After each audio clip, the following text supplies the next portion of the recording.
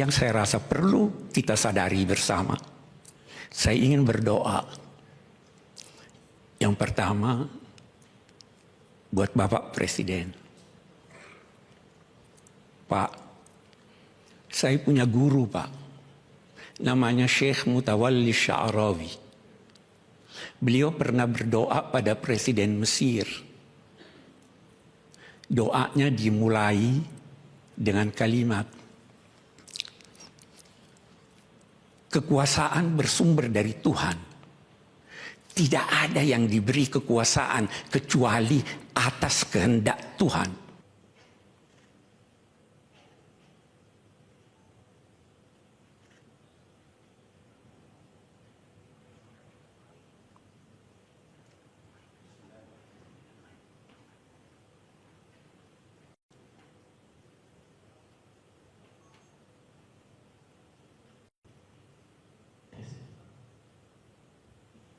Bismillahirrahmanirrahim.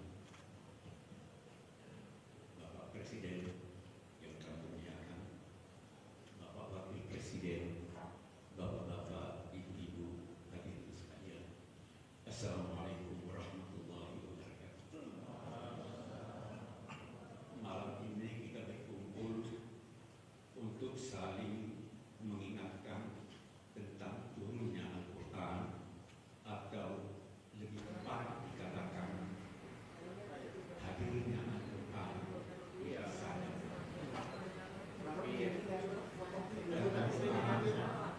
Adalah nama bagi judul yang menyebabkan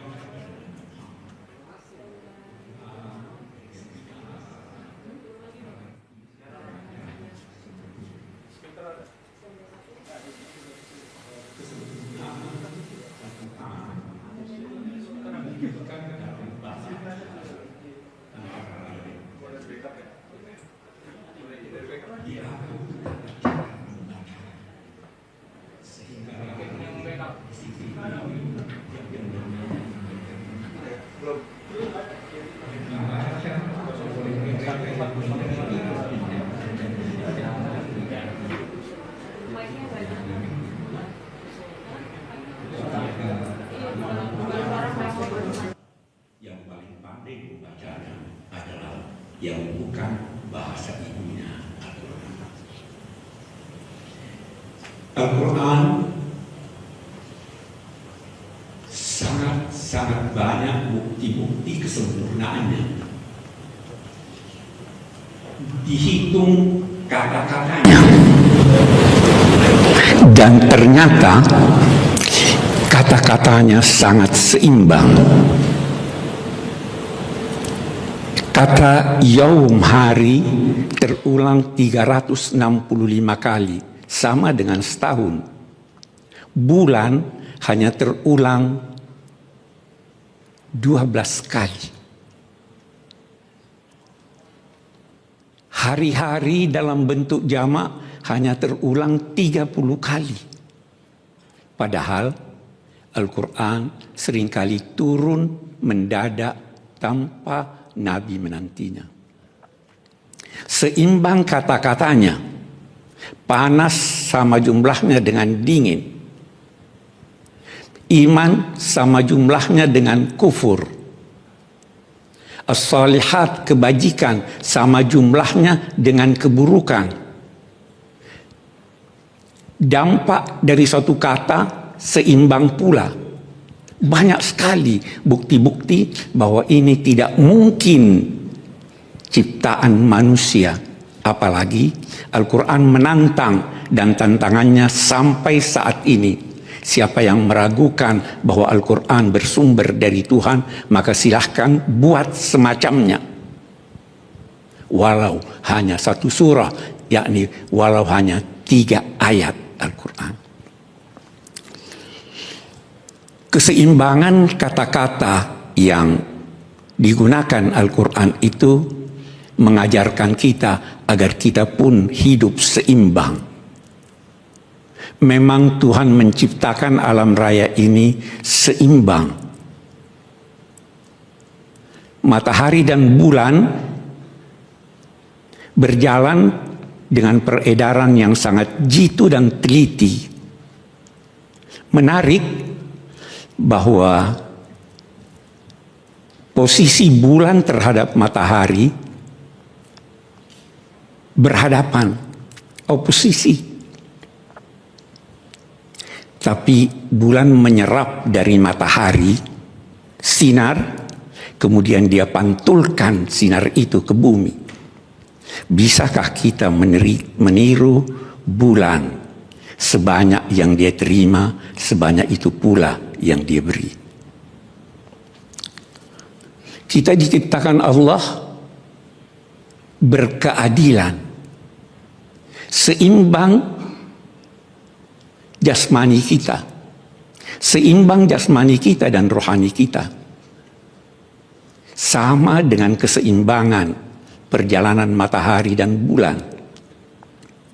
Itu semua dimaksudkan untuk menunjukkan bahwa hidup hendaknya hidup yang seimbang. Seimbang jasmani dan rohani, seimbang dunia dan akhirat, dan seimbang segala sesuatu. Menarik bahwa Al-Quran dalam memilih kata-katanya sangat teliti. Ketelitian yang dapat melahirkan aneka makna. Saya ingin memberi contoh ketika Allah berbicara tentang kewajiban puasa. Dinyatakannya, "Faman syahida minkum syahra falyasumhu." Penggalan ayat ini mengandung paling tidak dua makna. Yang pertama, siapa di antara kamu yang hadir di tempat domisilinya dan dia melihat bulan, maka hendaklah dia berpuasa. Makna kedua, siapa yang di antara kamu yang menyaksikan bulan dengan pengetahuannya, maka hendaklah dia berpuasa. Yang satu difahami dalam arti melihat bulan dengan mata kepala, yang satu lagi melihat bulan dengan pengetahuan. Dua-duanya benar, walau berbeda. Allah ingin mengajarkan kita bahwa perbedaan itu adalah suatu keniscayaan, tetapi perbedaan tidak perlu menimbulkan pertentangan. Kalau kemarin kita berbeda dalam berpuasa, terbuka kemungkinan yang tidak kecil kita pun akan berbeda dalam berlebaran. Tapi perbedaan sama sekali tidak menimbulkan pertentangan. Perbedaan yang dikehendaki Al-Quran itu adalah sama dengan falsafat bangsa kita, Bhinneka Tunggal Ika. Bapak-bapak dan saudara-saudara sekalian, banyak sekali yang dapat kita kemukakan yang berkaitan dengan nuzulul Quran. Salah satu di antaranya yang saya ingin garis bawahi bahwa Al-Quran turun pada malam Lailatul Qadar. Lailatul Qadar dilukiskan dengan salamun hiya hatta matla'il fajr. Salam, damai, sampai fajar.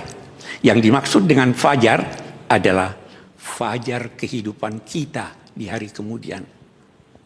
Apa artinya kalau damai itu hanya sampai fajar hari ini? Fajar adalah sampai kehidupan kita nanti.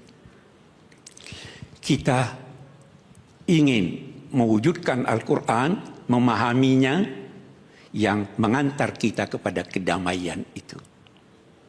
Al-Quran yang diturunkan itu menjadi pedoman hidup bagi setiap kita, dan dia hendaknya menjadi pangkalan tempat bertolak serta pelabuhan tempat bersau. Al-Quran Al-Karim yang diturunkan ini bertujuan memberi petunjuk untuk umat manusia. Bisa saja Al-Quran itu kita fahami hari ini dengan pemahaman sesuai dengan perkembangan masa kita, difahami oleh masyarakat masa lalu sesuai dengan perkembangan mereka, dan bisa saja difahami oleh masyarakat akan datang dengan pemahaman dan sesuai dengan perkembangan mereka. Di situ salah satu keistimewaan Al-Quran. Bapak-bapak, ibu-ibu, dan saudara-saudara sekalian, kemudian izinkan saya menggarisbawahi tentang makna salam, damai itu. Allah Subhanahu wa Ta'ala mewajibkan kita mewujudkan kedamaian. Kedamaian bermula dari jiwa kita. Kedamaian yang dari jiwa ini keluar ke tengah masyarakat kita, ke tengah masyarakat dunia. Kedamaian adalah dambaan semua manusia, dambaan semua agama. Sedemikian penting kedamaian ini sampai-sampai Al-Quran menyatakan apabila musuh mengajak kamu untuk berdamai, maka terimalah perdamaian itu. Kalau kamu khawatir mereka menipu kamu, maka jangan hiraukan, Allah akan bersama kamu. Itu tanda bahwa kedamaian, perdamaian adalah dambaan Al-Quran. Dan itu sebabnya dia diturunkan pada malam Lailatul Qadar yang penuh dengan kedamaian itu. Kedamaian adalah perantara antara cinta dan benci. Dia bukan cinta, tapi bukan benci. Karena itu, ucapan salam hendaknya diberikan sabda Nabi kepada yang Anda kenal maupun tidak kenal. Karena semua membutuhkan kedamaian, semua membutuhkan kasih sayang. Bahkan menurut Al-Quran, yang berbuat jahil terhadap Anda, ucapkan padanya salama. Idza khatabahumul jahiluna qalu salama. Damai adalah bandaan. Menarik bahwa oleh Al-Quran dinyatakan yahdi bihillahu man ittaba'a ridwanahu subulas salam wa yahdihim ila siratim mustaqim. Melalui Al-Quran Allah memberi petunjuk ke jalan-jalan kedamaian. Jalan kedamaian banyak. Lalu dari jalan-jalan kedamaian itu semua diantar menuju as-siratal mustaqim, jalan lebar yang luas. Kita bisa berkelompok-kelompok. Allah tidak melarang kita berkelompok. Yang dilarangnya berkelompok dan berpecah belah. Wala takunu kalladzina tafarraqu wakhtalafu. Kelompok-kelompok bisa melahirkan perlombaan. Allah menjanjikan yang mengikuti jalan-jalan kedamaian akan diantar oleh Allah menuju as-siratal mustaqim. Siratal mustaqim itu adalah jalan lebar yang lurus. Jalan tol. Kalau Anda mengikuti jalan damai, Anda diantar Tuhan ke jalan tol, jalan bebas hambatan, jalan yang lebar, semua dapat berjalan di sana tanpa senggol-menyenggol, karena semua bertujuan yang sama. Itu Al-Quran yang diajarkan dan diperintahkan kepada kita untuk melaksanakan tuntunan-tuntunannya. Bapak-bapak, ibu-ibu, dan saudara-saudara sekalian, kita dalam hidup ini pasti mengalami pasang surut. Pasti ada ujian-ujian yang kita hadapi. Ujian itu berat. Bapak Presiden, semakin tinggi kedudukan seseorang, semakin berat ujiannya. Nabi dan Rasul adalah yang paling berat ujiannya. Sampai-sampai Al-Quran menyatakan, Afahasibtum an tadkhulul jannah wa lam ya'tikum mathalul ladzina khalaw min qablikum massathumul ba'sa'u wad-dharra'u wa zulzilu hatta yaqula ar-rasul wal ladzina amanu ma'ahu mata nasrullah. Apakah kamu mengira kamu akan masuk surga tanpa diuji? Pasti ada ujian. Rasul-rasul dan umat-umat beriman sebelum ini telah digoncang, diuji dengan berbagai ujian. Sampai-sampai Rasul berdoa pada Tuhan, "Ya Allah, kapan datangnya kemenangan ini?" Yakinlah bahwa kemenangan pasti datang. Kita hidup dengan ujian. Demikian tuntunan Al-Quran. Hadirin sekalian, dalam konteks perbedaan itu, pasti dalam perbedaan dituntut pengorbanan. Rasul Shallallahu Alaihi Wasallam dalam perjanjian Hudaybiyah demi mencapai perdamaian, beliau bersedia menghapus 7 kata dari rencana naskah perjanjian. 7 kata yang sangat penting. Bismillahirrahmanirrahim. Oleh kaum musyrik, hapus ini. Kami tidak kenal Ar-Rahman dan Rahim. Muhammad Rasulullah. Kami tidak akui engkau Rasulullah. Rasul bersedia menghapus 7 kata itu. 7 kata yang serupa itulah yang pernah dihapus oleh pendiri bangsa ini dari naskah Piagam Jakarta. Melaksanakan syariat Islam bagi pemeluk-pemeluknya. Kita hapus demi perdamaian. Kita hapus demi persatuan. Itulah tuntunan Al-Quran yang diajarkan kepada kita. Bapak-bapak, ibu-ibu, dan saudara-saudara sekalian, kalau kita berkata perdamaian, perlu diingat bahwa kita ingin damai, tapi kita tidak ingin mengorbankan keadilan. Kita ingin damai, tetapi keadilan pun hendaknya kita tegakkan.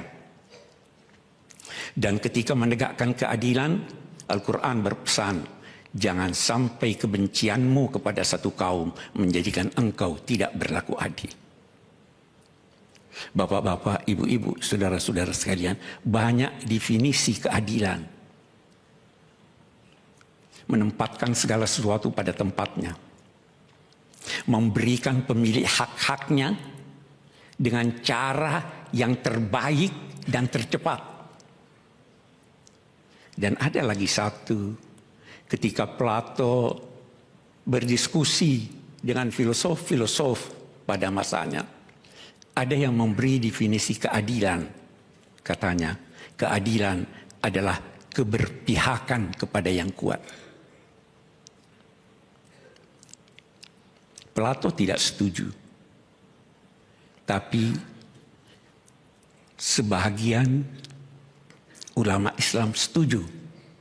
Hanya bapak-bapak, ibu-ibu sekalian, persetujuannya dikaitkan dengan sambutan Sayyidina Abu Bakar waktu pelantikan beliau sebagai pemimpin umat Islam.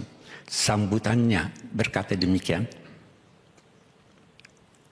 Singkatnya, saya bukan orang yang terbaik di antara kamu. Kalau saya benar, bantu saya. Kalau saya keliru, luruskan saya. Baru dia katakan, yang kuat di antara kamu lemah di sisiku, sampai aku mencabut hak orang lain yang diambilnya. Yang lemah kuat di sisiku, sampai aku mengembalikan haknya kepadanya yang diambil oleh yang kamu namai kuat. Bapak Presiden, kalau ini kita terapkan, keadilan dan kedamaian akan tercapai. Niat Bapak untuk memberantas korupsi dapat dilakukan dengan adil melalui pemahaman Sayyidina Abu Bakar. Hadirin sekalian, saya tidak ingin berpanjang-panjang. Saya berterima kasih diberi kepercayaan untuk berbicara dan menyampaikan apa yang saya rasa perlu kita sadari bersama. Saya ingin berdoa Yang pertama, buat Bapak Presiden. Pak, saya punya guru, Pak. Namanya Syekh Mutawalli Sya'rawi. Beliau pernah berdoa pada Presiden Mesir. Doanya dimulai dengan kalimat, kekuasaan bersumber dari Tuhan. Tidak ada yang diberi kekuasaan kecuali atas kehendak Tuhan. Baik penguasa itu jujur mengikuti tuntunan Tuhan maupun penguasa itu durhaka. Semua kekuasaan bersumber dari Tuhan. Baru beliau berkata, dan ini yang saya ingin doakan buat Bapak. Katanya,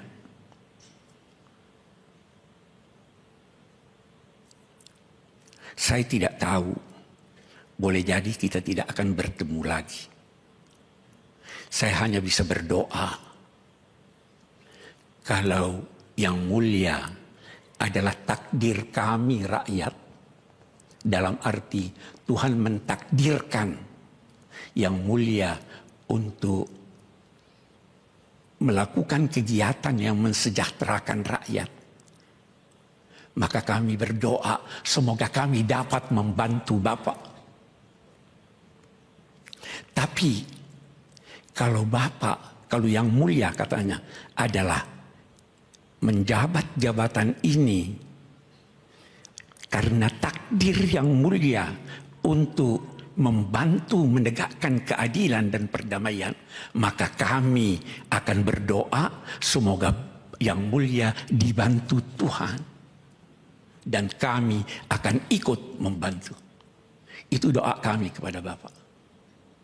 Dan Bapak-bapak sekalian, mari kita berdoa bersama doa yang singkat yang diajarkan oleh Nabi, yang dibaca oleh Nabi setiap habis salat. Allahumma antas salam wa minkas salam wa ilaika ya'udus salam ahyina rabbana bis salam wa adkhilna al jannata daraka daras salam.